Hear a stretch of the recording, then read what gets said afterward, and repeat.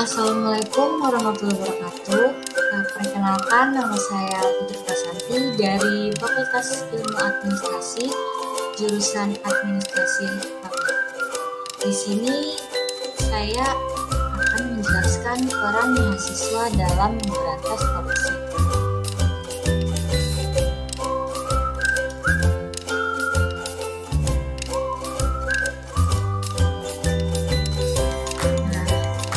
Apa sih yang dimaksud korupsi itu?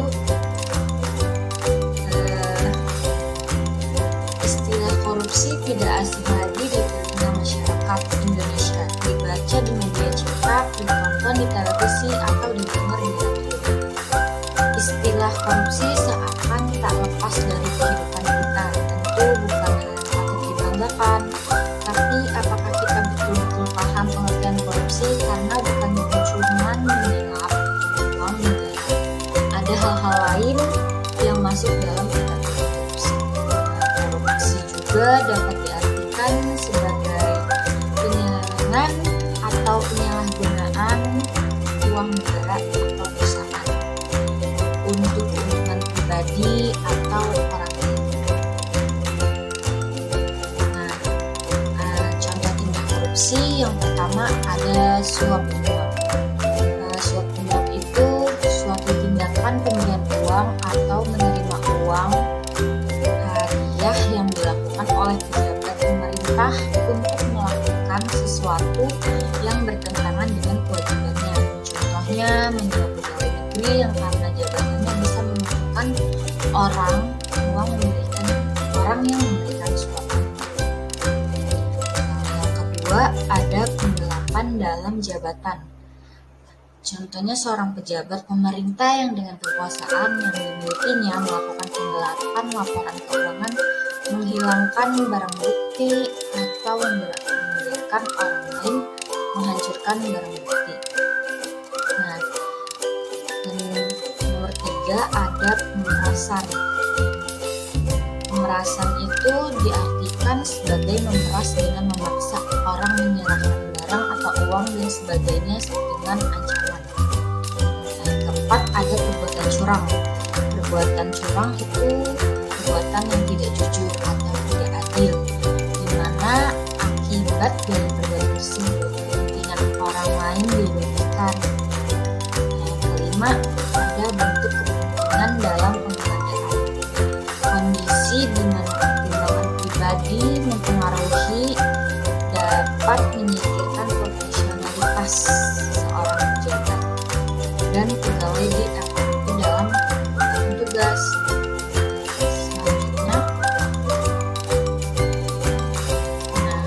kita sebagai mahasiswa juga harus turut mendukung tindakan korupsi ini dengan menyebarkan poster-poster agar tidak ada lagi koruptor-koruptor yang ada di Indonesia ini.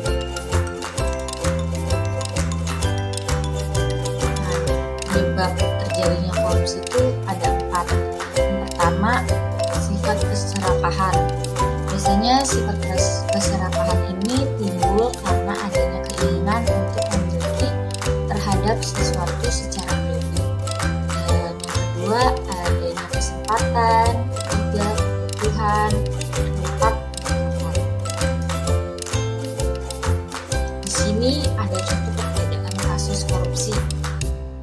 Kalau di dalam negeri, biasanya para koruptor selalu membuat rencana untuk menutupi kesalahannya dengan cara menuduh orang lain atau menghancurkan barang bukti. Lalu kalau di luar negeri, contohnya pada Jepang yang melakukan korupsi olimpiade. Biasanya di Jepang, jika ada anggotanya yang melakukan korupsi, maka pemimpin merasa malu dan sebagai bentuk rasa kecewanya tersebut mengundurkan diri. Beda dengan di Indonesia yang mengikuti kasusnya ada di Jepang. Di sini juga ada perbedaan ekspresi dan wajah koruptor. Di luar negeri, wajah para koruptor merasa sangat menyesal, tidak ada ekspresi tersenyum seperti para koruptor Indonesia yang